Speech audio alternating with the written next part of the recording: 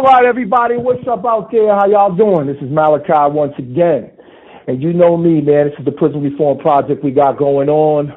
But today I got a special treat for you. You know, when we do a prison reform and we're dealing with guys out in prison and their artistry, we're not just dealing with music. We're dealing with anything and everything that makes life better for the individual and for the community. And today I got a really great treat.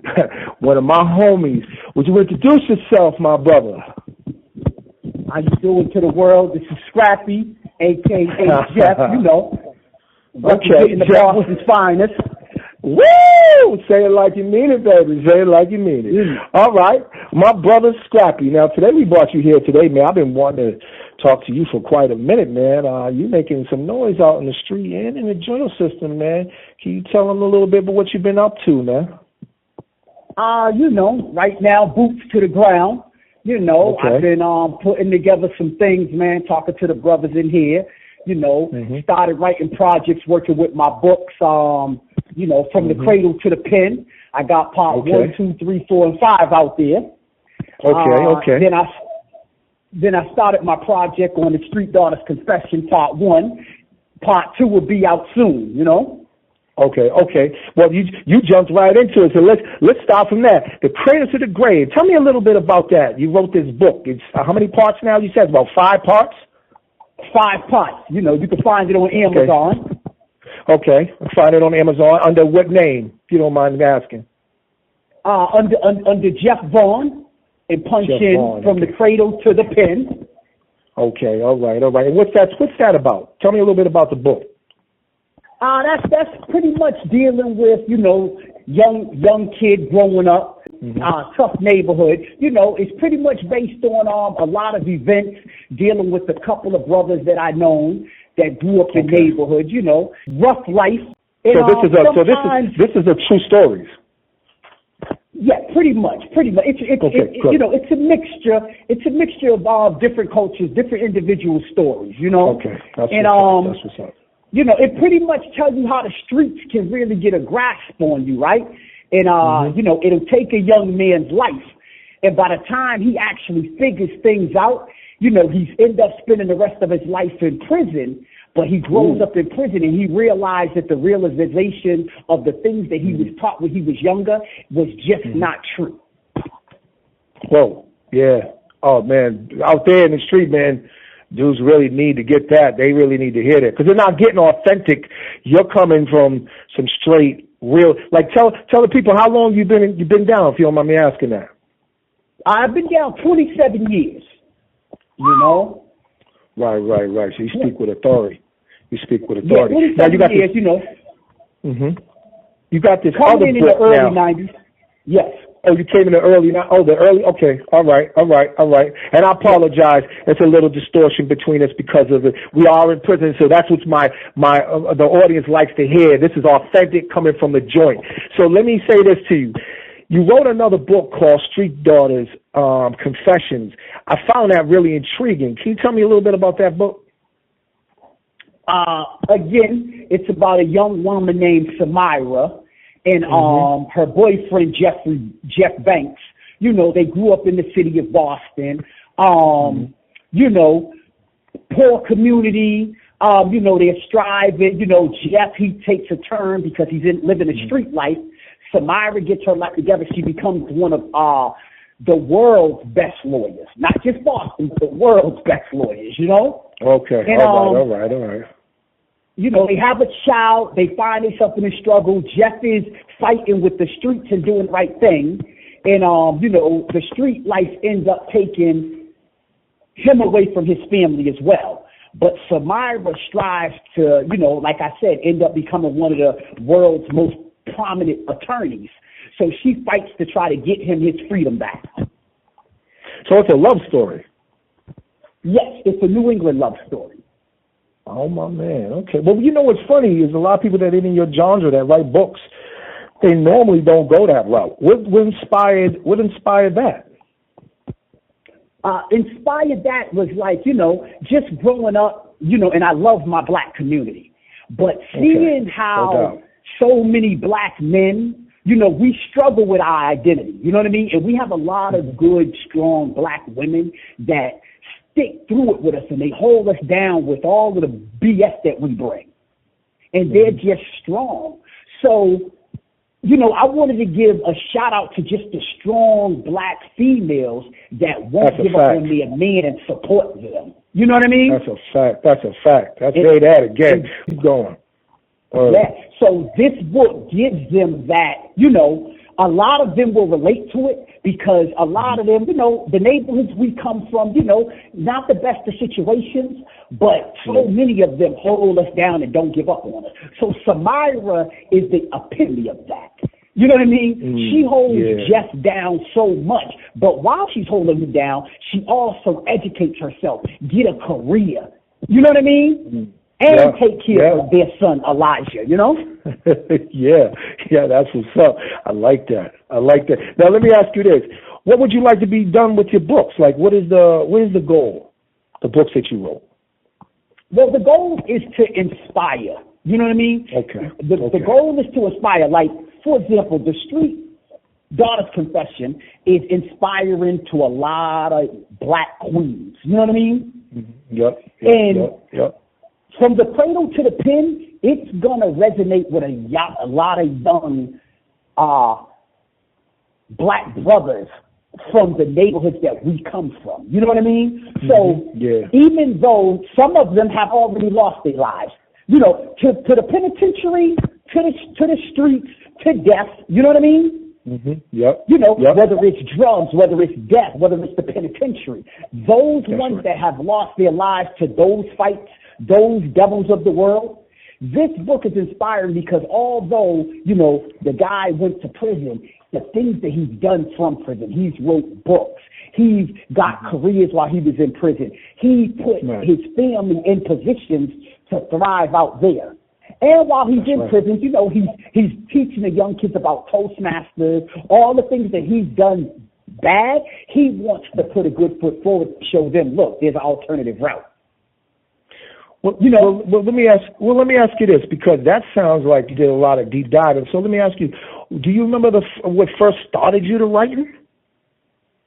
How did you get into that? I first got into that, I'm going to take you back on a story. It was a female named Lyndia Lewis, a.k.a. Sunshine, so I want to give a shout out to Sunshine, No doubt. She was one of the first people in my life during this journey. Well, I'll even take it back further. Now, Keisha Gilbert and Sunshine, those two females actually inspired me to write this book. On the streets, my journey was with Nakisha. But as I came into the penitentiary, my journey became with Sunshine. And she really rolled me like, look, you need to write a book, this, that, and the third. Because your story resonates with so many people. And also, you have this thing, what we call OGs and things like that in the hood. So not everybody's story is that catchy, but when you can inspire people and do certain things and still be able to help your family and friends from behind the penitentiary wall, it that type of thing inspires people. You know what I mean? Just to be able to say, that is a fact. Because you got young men out there that can't even help their baby mothers or females pay phone bills, light bills. When you can send a cash app or a money order from the penitentiary to give back to your community, like those little small things, people come to you and they build a bridge for you. You know what I mean? That's real. So, that is real.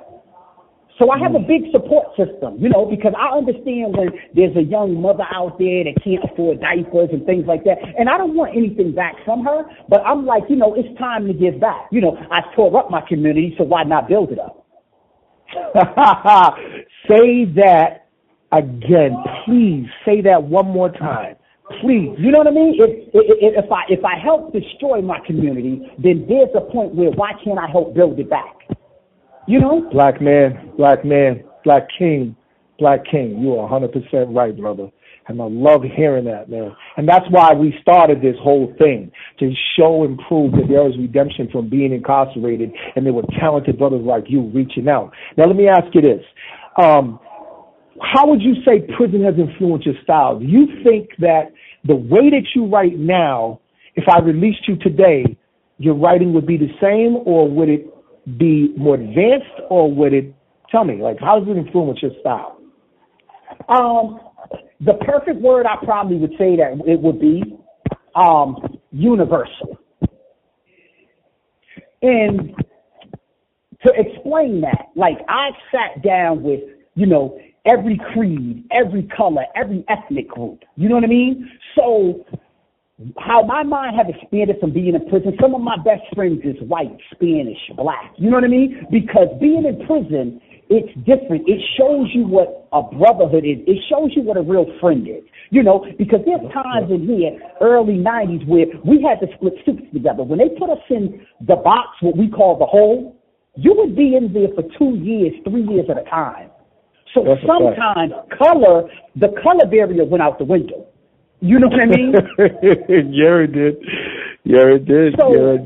So it structured my mind to be more helpful. If I see a guy that needs help with legal work, we all have the same fight. Let's get out of prison. Let's make our communities better. Let's make life better. Mm-hmm. Yeah, so that's true. That's where my mind is. So if I got out now, I would probably say, writing whatever I want to do, because I can write about anything now. So it'll be universal. Yep. Okay. I get that. Now, let me say this. You're considered a literary artist, but do you have any other gifts? Any other gifts that you do? Oh, yeah. Listen, I draw. Fantastic artist. I do tattoos, Yep. Since I've been in prison, I've learned to do some of everything. So I was one of those individuals where if you knew how to do it, I wanted to learn. Mm-hmm. If you knew how to do it, and show me how to cut hair. Yeah. Absolutely. Yep. You're a Renaissance man. You know what's going on. Yes. So that way, if I do get out, I won't be limited in one way. You know what I mean? I can go cut hair. I can go work in a tattoo shop. I can write books. You know what I mean? I can do hard labor. Yep. Well, I'm going to say this, and the opportunity presents itself, and the music touch out. When I put some things out, I definitely would like you to, we got a bond anyway, but I would like you to speak on that behalf on some of these tracks or whatever the case is. And when you eventually overturn this and you step out, the same thing, because they need to hear you. Now we're about to close this up, but I would like to know, would you give out some of these shout outs first off, and then tell the people how they can reach you personally and where they can get a copy of these books? Okay.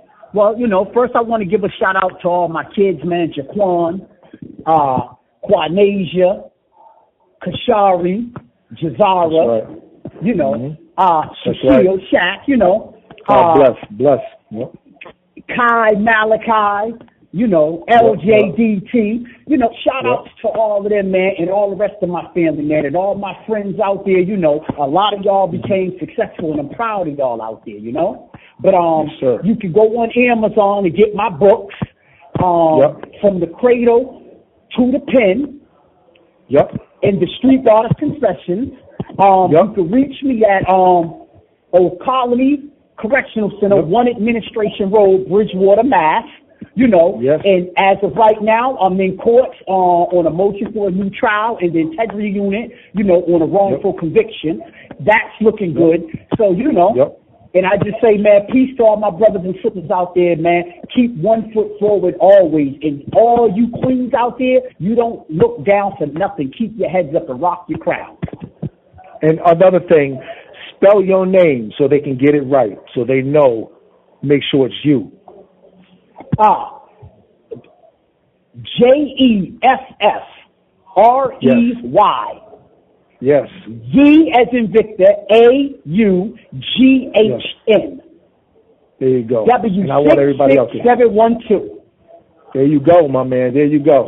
So for all them out there, man, to all my fans, everybody, man, reach out to this brother. Support this brother. He's doing something really good for the community. You know how we do. Me and the admin got his back. And you're going to be hearing more about this brother. We're going to put a poster of his picture up there, and we're going to try to put some things going. So to all my people out there, I love y'all. Happy New Year. Everybody, keep your heads up. One. And thank you, Mr. Scrap. I appreciate you, my brother. I really do. Thank you very much. No problem. One. The caller has hung up. The caller has hung up.